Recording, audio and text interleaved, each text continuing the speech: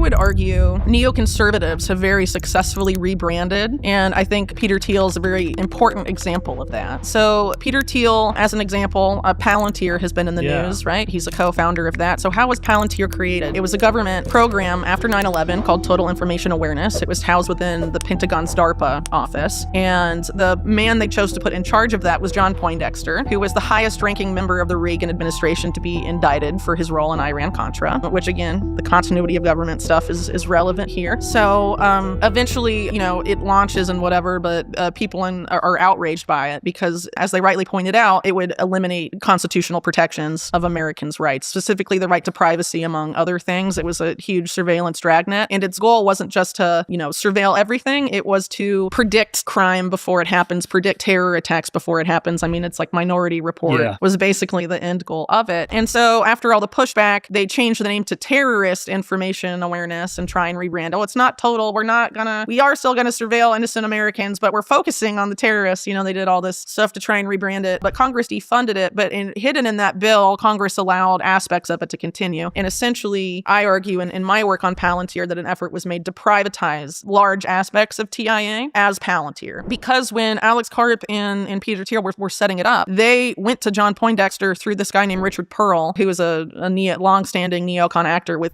very extensive ties also to the state of Israel. He was caught in the 70s giving classified information to Israel's embassy and should have gone to jail and somehow did not, and had a lot of ties also to Netanyahu's first government. And Richard Pearl is the guy that connected Thiel Karp to Poindexter, and they basically wanted to talk to Poindexter because they wanted to recreate total information awareness and saw him as the godfather of modern mass surveillance. And in doing so, they basically, Peter Thiel teams up with In-Q-Tel, the CIA's venture capital firm. Alex Karp has said on record that the intended clients of Palantir from the beginning was the CIA. And, the CIA was their first client for their first 6 years as a company. Their top developers went to Langley, Virginia, which is CIA headquarters, every 2 weeks to show the CIA their product and have them tweak it to their liking. And during that period of time, one of the top people at the CIA that would have been involved in that is this guy named Alan Wade, who was also intimately involved with total information awareness. And if you look at how total information awareness was described, its privacy protections, it's exactly the same as the way Palantir sold their stuff later on. So there's an insane amount of overlap. And what's crazy here is that Alan Wade, a few years prior, had created a Homeland Security software program that was also pre-crime-esque and similar to what Palantir ended up doing. It was called Kiliad, and he teamed up with Christine Maxwell to do that. I wonder what the Whitney Webb file in Palantir is like. Sure, it's long. Gotta know they probably know I have a mold allergy and all sorts of stuff. And that I'm visiting you, having a conversation. Well, I mean, that's their job, right? Well, it's funny. So let me. But it's about pre-crime. It's about predicting stuff before it happens, and that's what I think a lot of people miss about Palantir, because a lot of people say about mass surveillance, well, I have nothing to hide, but it's not about if you're doing something wrong now or not. It's about an algorithm thinking if you will do something wrong in the future. I think I would definitely be on that algorithm. I think you would be as well. Well, the problem is that pre-crime has been inching along, and actually a lot of people in Epstein world, I mean, obviously Peter Thiel and Epstein had a relationship. More came out about this earlier this year after, Thiel kind of tried to minimize his ties a few months earlier. But Peter Thiel's Founders Fund co-invested in this company with Epstein and Wexner and Ehud Barak called Carbine that basically had a pre-crime component to it. And Carbine has now colonized an insane amount of 911 emergency call services systems throughout the US, and are the main company at the forefront. If this legislation in the US is passed, it's called Next Generation or NG 911, where they're going to basically federalize and centralize all 911 emergency call systems. And then when you centralize it, you can just put one company in charge. They've changed the board a lot since the Epstein scandal because Ehud Barak was the chair, and there were people on the board that were tied to Epstein, including a woman that he allegedly took to the UK to sort of soften up some US senators whose identity is still unknown before the Iraq war vote, but story for another time. And, some other figures tied to Epstein were on the board, and it would formerly been created by veterans of Israeli intelligence. But now they only have one of the Israeli intelligence co-founders on the board. The others have left to do other things. One of them now works for Eric Prince, I believe. And, they've kind of gone their separate ways, and they've tried to rebrand as a more American-looking company, I guess. I think they added Trump's former head of DHS, Christy Nielsen, I think is her name, to the board, and they have Michael Chertoff, the former one of the early heads of DHS under Bush. So there. Everything and everyone is captured, and everything is corrupt. I mean, are they really good I think that's kind of a simplification. I think not everything has always been like that. I think this particular group, once they got their hands on power, it's a faction. They've been consolidating control for a long time. And I think the advent of technology, big tech sort of taking over our lives, has really facilitated that. Because the whole conclusion to my book is that why would you take someone like Epstein down? You don't need people like him anymore to compromise people, because all of our lives are increasingly online. So if they want something on you, they can just harvest it off through, whether it's, Palantir, it ends up in your Palantir database. Basically, it's sucked up by the NSA or GCHQ or any of these other agencies, and you're profiled based on it. Or if there isn't incriminating stuff, they can plant incriminating stuff on your devices. So you're screwed either way. If they want to screw you, I mean, sure. Yeah. And so it's much easier to consolidate power under those circumstances. Do you think there are... And they elevate people who are compromised to positions of power. How did a guy like Dennis Hastert become Speaker of the House of the United States when it was known that he was a pedophile years before getting to that position? Because they can hold it over his head the whole time. Do you think there are a lot of Epsteins operated? Well, yeah. My whole book is about how Epstein was not an anomaly. I mentioned the example of Adnan Khashoggi, but I mentioned Robert Keith Gray, who Robert Maxwell hired when he came, to the U.S. and made his big entry into New York City. He was also involved in sex blackmail stuff. There was a page boy scandal he was related to in the 1980s where, I forget the guy's name. I think Larry Craig was the name of the main congressman or senator involved. And Craig denied all the charges, but then got caught in the early 2000s for soliciting, sex in a bathroom at an airport or something like that. But there's been a ton of these scandals over the years. And then you have figures like Roy Cohn, who I mentioned earlier, involved in sex blackmail activities as well. There's a lot of these figures. Sex blackmail seems to become very useful. Well, it is. Because, this is one of those things that's a holdover from the mob that later gets absorbed by intelligence agencies because they see its utility, So if we see someone rich, famous, knowing knowing information, the sexual blackmail information, the CIA, that's intelligence to them. We want to gather intelligence on these people and then use it to our benefit for national security interests. Which is all economic. Well, more often than not, but it's, it's obviously other things too. Just, I think it depends on the circumstance, really. It's so hard to get your head around it, Whitney. Well, I've thought about, I understand that my books are like a lot of information, but the thing is, we're never going to get an affidavit from the CIA being like, yes, we did bad things. Like, we've known they've done bad things in various decades. It's been very documented, and they won't admit to bad things there in almost every one of those cases. So it's like, you're not going to get that about Epstein or about anybody else,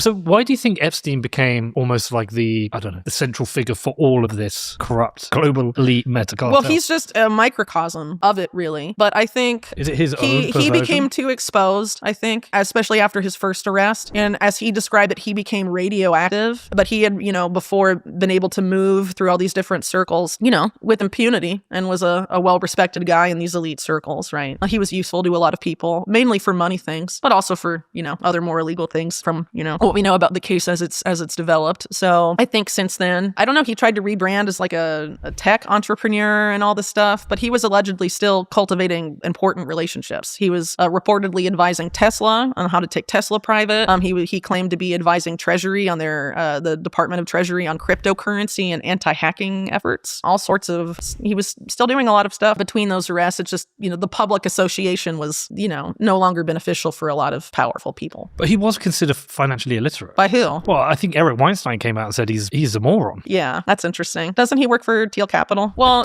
Eric, I'm not super familiar with Eric Weinstein's Epstein story, but as I understand it, he talks a lot more about his impressions of Epstein at the meeting as opposed to why he was going there. And I believe he ran a hedge fund at the time. So why would you be going to Epstein as a hedge fund guy? I don't know. Well, it seems like everybody met with Epstein at one time. Yeah, for financial stuff. But I do not believe that he was financially illiterate. He was very successful. He would not have been tapped in the 80s by people like Adnan Khashoggi and Douglas Leese if he was not savvy. He helped orchestrate one of the largest Ponzi schemes in U.S.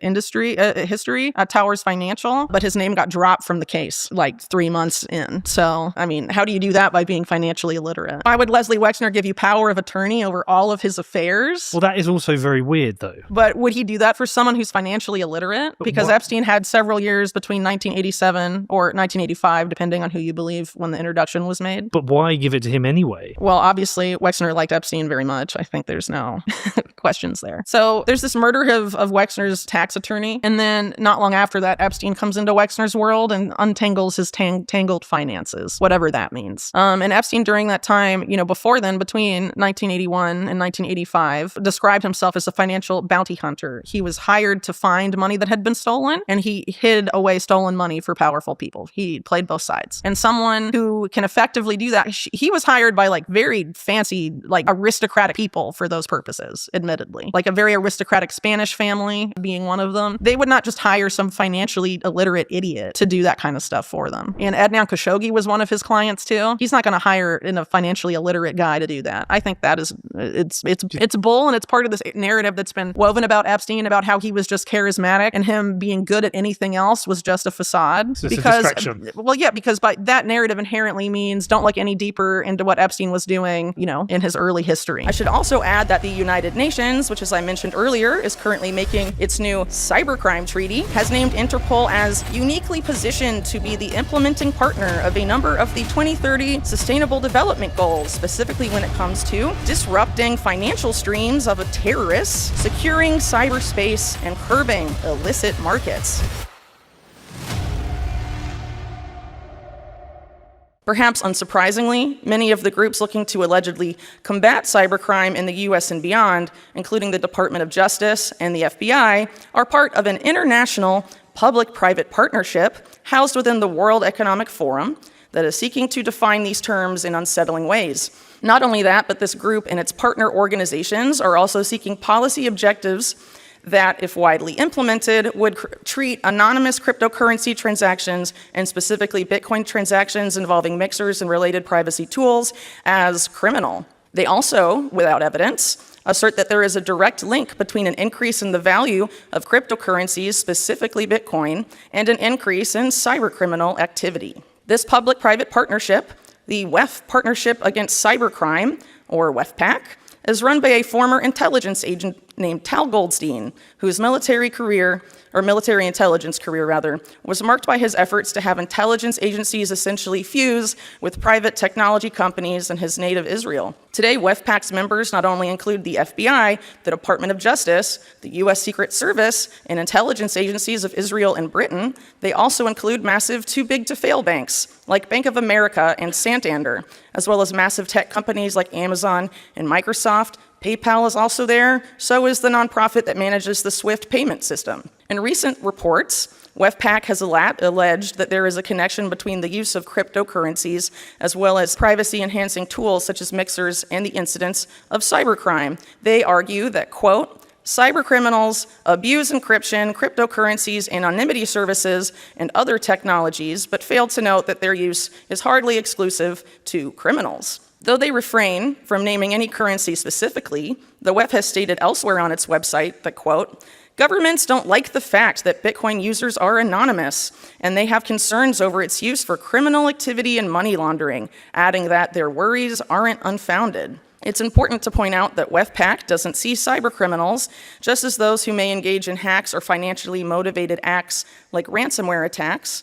To WEFPAC, cybercriminals also include those who use technologies to uphold terrorism and spread disinformation to destabilize governments and democracies. From that, it seems that WEFPAC's inclusion of disinformation as a type of cybercrime betrays an intention to develop policies that, under the guise of combating cybercrime, will instead promote increased online censorship, particularly of independent media. In discussing solutions, WEFPAC calls for the global targeting of infrastructures and assets deemed to facilitate cybercrime, including those which enable cybercriminal revenue streams, which, as we will see shortly, refers to infrastructure that allows for more private cryptocurrency transactions and enables, quote, the promotion of illegal sites and the hosting of criminal content. In another section, the group discusses seizing the websites of cybercriminals as an attractive possibility. Given that WEFPAC and its members, like the FBI, view disinformation as a form of cybercrime, this could potentially see independent media websites and the infrastructure that allows them to operate and finance their work, like video sharing and payment platforms that do not censor, emerge as targets. In 2021, FSISAC's Global Intelligence Office released several predictions for 2021 and beyond. Most of these predictions express concern about a coming cyber calamity, though one prediction in particular stands out that, quote, economic drivers towards cybercrime will increase. FSISAC claims that the current economic situation created in the wake of COVID-related lockdowns will, quote, make cybercrime an ever more attractive alternative, stating immediately afterwards that, quote, dramatic increases in cryptocurrency valuation will drive threat actors to conduct campaigns capitalizing on this market, including extortion campaigns against financial institutions and their customers.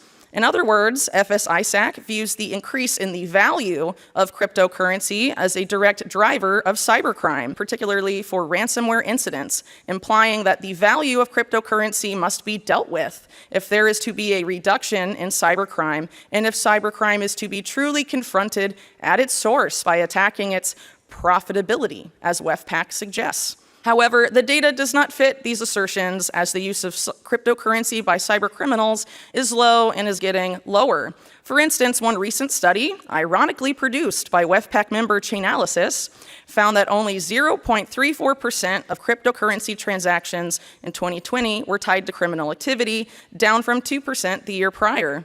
Though the decrease may be due to a jump in cryptocurrency adoption, the overall percentage of crime-linked cryptocurrency transactions is incredibly low, a fact obviously known to FS-ISAC and its members. But what's disturbing here is that mainstream media has widely circulated the claim that Bitcoin specifically is, to quote Forbes, driving the 1.4 billion ransomware industry, or to quote NPR, Bitcoin has fueled ransomware attacks. Or to quote an executive at WEFPAC member Chainalysis, Bitcoin is the favorite by far for ransomware attackers.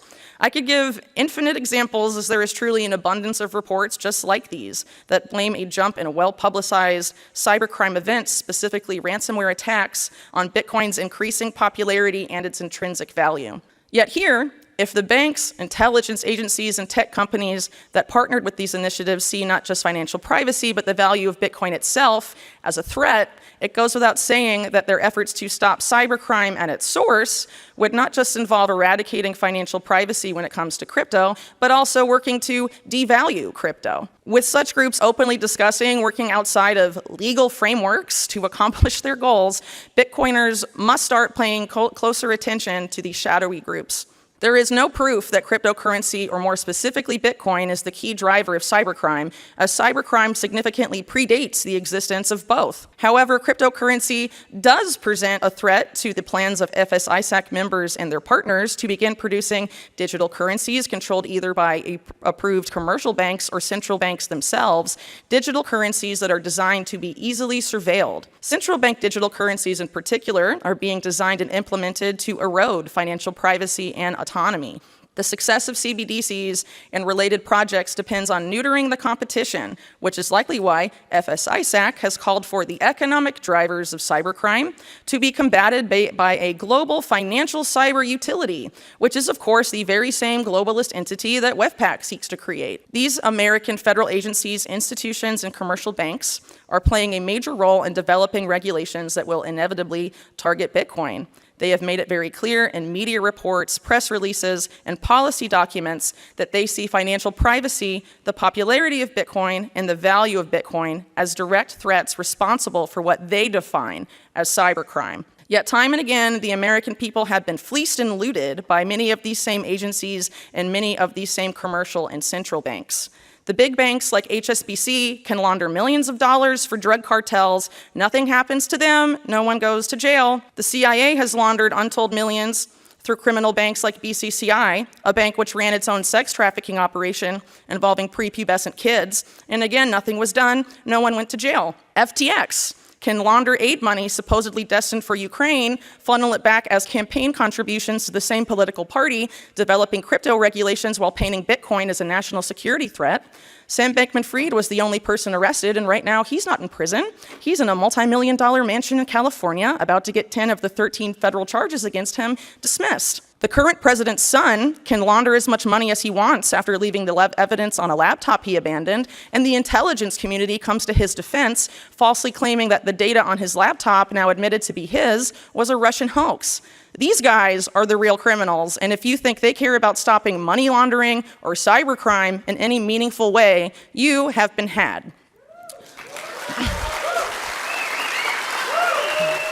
But soon, if nothing is done to stop these policies that are being drafted behind closed doors, use a Bitcoin mixer and take steps to keep your Bitcoin transactions anonymous or more private, you'll be accused of suspiciously acting like a cyber criminal. Complain about the obvious double standard, you'll be accused of spreading disinformation and become a cyber criminal yourself. What should particularly concern us now is how these agencies, entities, and public-private partnerships plan to manufacture consent for their policies. As things stand right now, a lot of the policies dreamt up by these groups that I've just described, I would hope, would be rejected by the vast majority of Americans. That is, of course, unless the right crisis were to come along and suddenly make most Americans extremely concerned and fearful of cybercrime. While warnings of a so-called cyber pandemic floated around in 2021 as a series of high-profile and highly publicized ransomware attacks took place, we haven't heard as much since. But now, with the last global crisis, COVID-19, officially over, according to the US government and the World Health Organization, some are raising the alarm that a new global crisis is soon to make a dramatic appearance. Given what I've been saying, let's check in with the World Economic Forum and see what they think the next global crisis will be. Well, in January of this year, Jeremy Jurgens, number 2 at the WEF after Klaus Schwab, asserted that a, quote, catastrophic mutating event will strike the world in 2 years. What a confident prediction. So what is this catastrophic mutating event that will strike the world? If you guessed a, quote, global catastrophic cyber event, you win. At a presentation at this year's Davos, Jurgens claimed that 93% of cyber leaders and 86% of cyber business leaders believe that the geopolitical instability makes a catastrophic cyber event inevitable. Joining Jurgens in fear-mongering over a cyber doomsday was Jürgen Stock, the head of Interpol, one of the most influential members of WEFPAC. I should also add that the United Nations, which as I mentioned earlier, is currently making its new cybercrime treaty, has named Interpol as uniquely positioned to be the implementing partner of a number of the 2030 Sustainable Development Goals, specifically when it comes to disrupting financial streams of terrorists, securing cyberspace, and curbing illicit markets. Jurgens and Stock's comments about a catastrophic cyber attack before 2025 spawned hysterical mainstream media headlines warning of cyber apocalypse 2023. That same month, Newsweek's print edition featured an ominous hacker on the cover with the words, hack attack, how cyber criminals outwit all efforts to stop them. Many of the experts quoted in the Hack Attack article work for companies that are WEFPAC members. In recent years, there has been much talk about a doomsday cyber attack, and now it seems top people at the WEF and WEFPAC feel confident enough to put a relatively short timeline on it. How bad will this attack be if and when it materializes?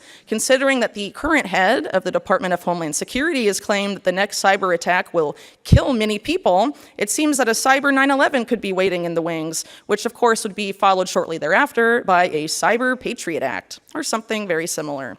If Bitcoin is blamed for motivating or funding the cyber criminals deemed responsible for such a catastrophe, what will happen to public opinion, and what type of legislation might we see rammed through Congress? Commercial banks have fused into the same Orwellian entity, where holding terror-linked Bitcoin or using encryption or mixers makes you a cyber criminal? Or will we fight the groups and institutions that have looted American wealth for well over a century and demand a return to the Constitution and the right to privacy, not just financially, but in all senses? Those that wish to force us into the former scenario clearly and unequivocally see Bitcoin as well as privacy-enhancing technology as a direct threat to their power and their plans, and there has never been a more important time to choose a side.